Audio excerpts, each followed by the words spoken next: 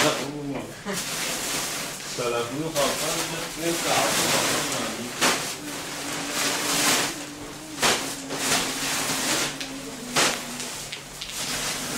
Bir çay. Böyle o be. Sabah Çay. size gerek yok. Karamış mı oldu ne oldu? Kaç düşmüş ya?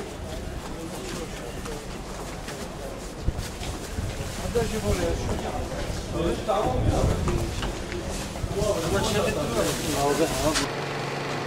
Biz Cizre Mustazaflar Cemiyeti olarak Gıda Komisyonu Başkanı olarak bu yılki Ramazan yardımında yapacağımız yardımı 3 ayların başlamasıyla hayırsever iş adamları ve yardımsever iş adamlarımıza ziyaretler yaparak fiili olarak başlattık. Ziyaretlerimizde hayırsever iş adamlarımıza şunu belirttik. Yapacağınız bu hayrın sevabını Allah-u Teala kat be kat misliye mükafatlandıracağını yardımsever iş adamlarımıza ve hayırsever vatandaşlarımıza bunu belirttik.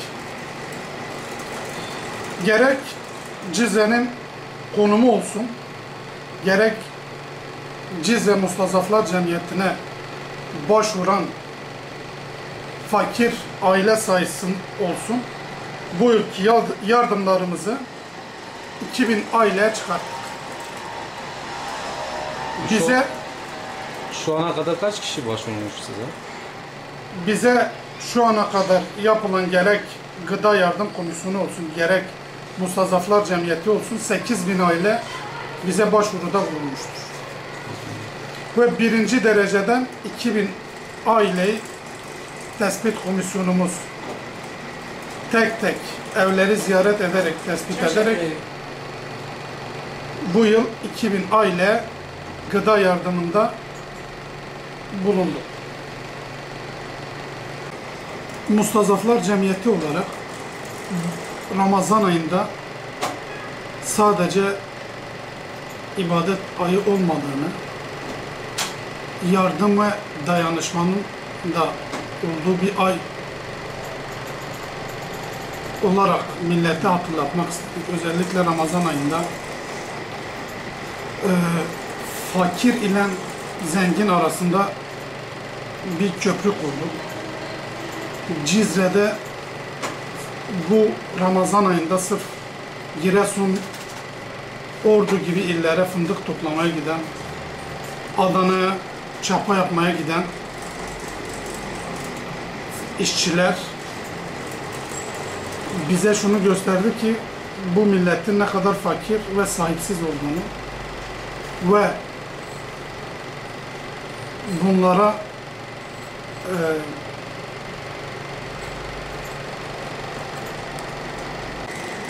Başkanım, sizin çalışmalarınız Cizre'yle sınırlı mıdır?